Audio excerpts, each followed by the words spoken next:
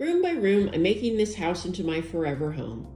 We've made it to the final makeover, the outside of my house. My house looks a lot like all the houses in my neighborhood, with the rounded porch columns and lamp post, the vinyl porch railing, the solid front door. The shutters on the side of the house were faded, and the garage door also needed a refresh. I began by removing the vinyl porch railing.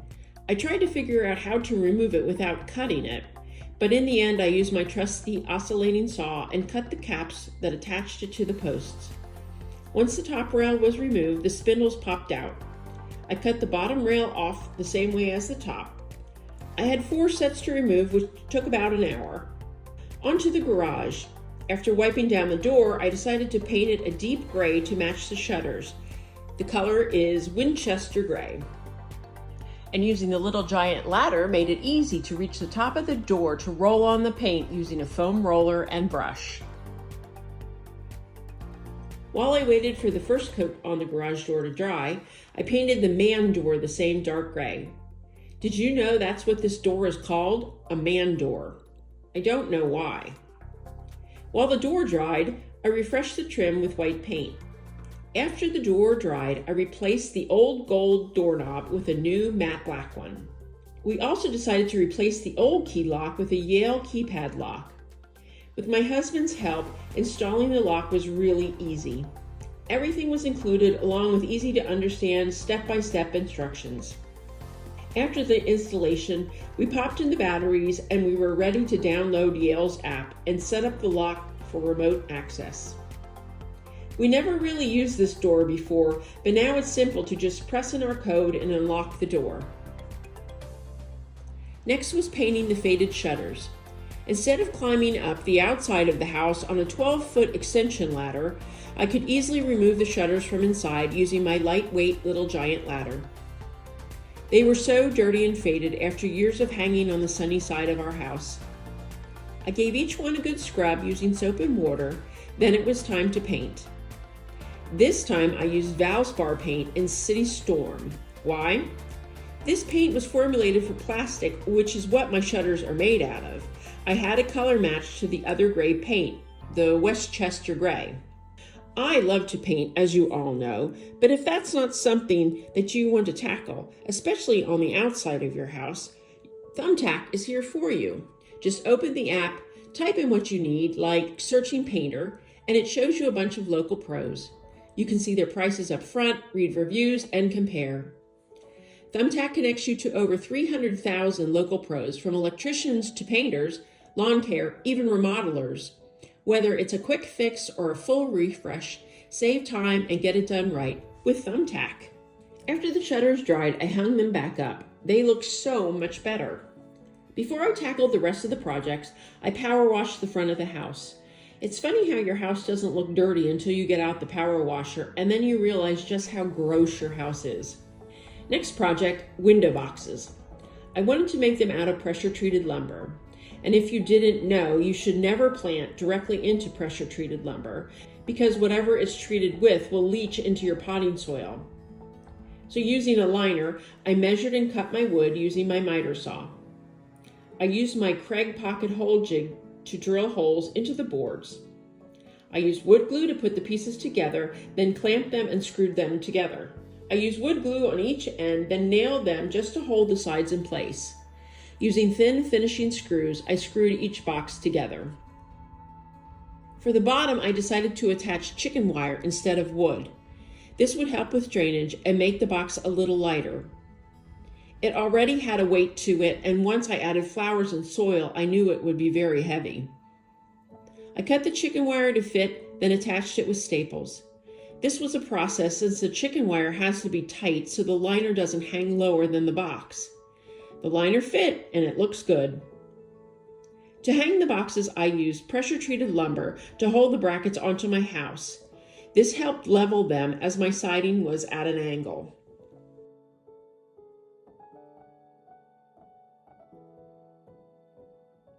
The boxes were stained with English chestnut and sealed.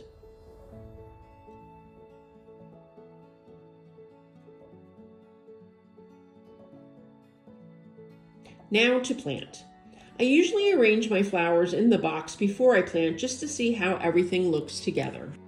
Once the boxes were dry and the liner was planted, they were easily hung up on the brackets. This looks so good. We decided mid-project to install a new hose, a hose link retractable hose. This hose needs to be mounted, so we installed a wooden post. We dug the hole and filled it with concrete.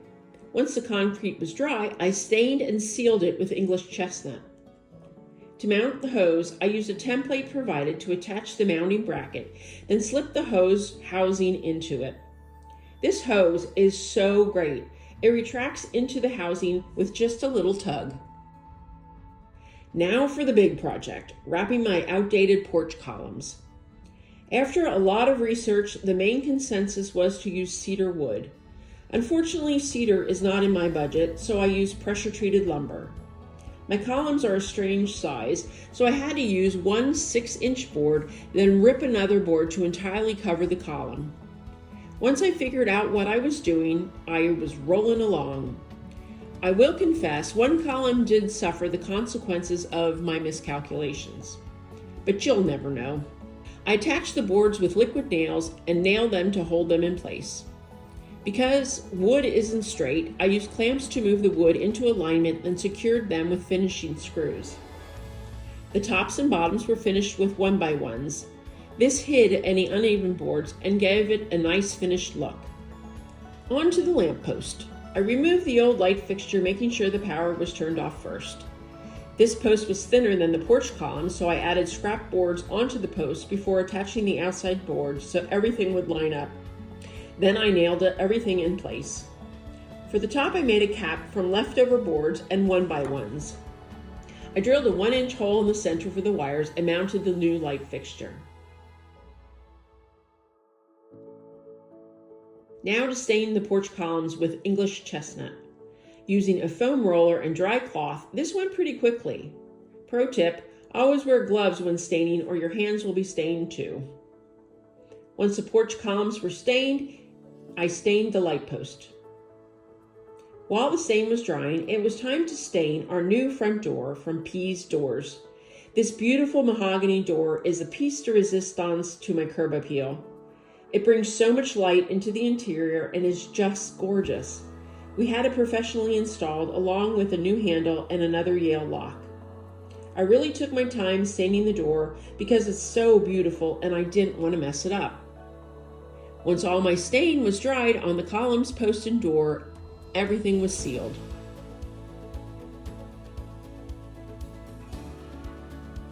After the door was installed and stained, I knew I had to paint the white surround and side lights.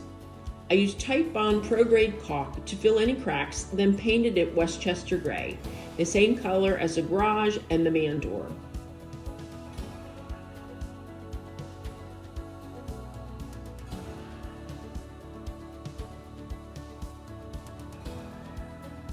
When we bought the house, the siding had some damage. I consulted YouTube on how to fix it and discovered Guppy Hill vinyl siding repair kit, which I bought on Amazon. You cut it to size, peel off the backing, and press it on. Then I painted a patch to match the siding. All this work made everyone thirsty, so I gave my plants a drink using my hose link retractable hose. So easy to use and looks so good. Adding magnetic faux hinges to the garage door was the final touch to finish that project. Do you remember my house before? Now look at her. She looks so fresh and new. With the wooden wrap columns, light post, and matching window boxes, that gorgeous Pease door mahogany door, her garage doors and shutters painted to match the rest of the house, she's so proud to be a standout in the neighborhood. So now you've seen my kitchen makeover, my primary bedroom, the entryway, the bathroom, and now the front of my house. Room by room, I've made this house my forever home. Thanks for taking this journey with me. Thanks to Hometalk for sponsoring this video.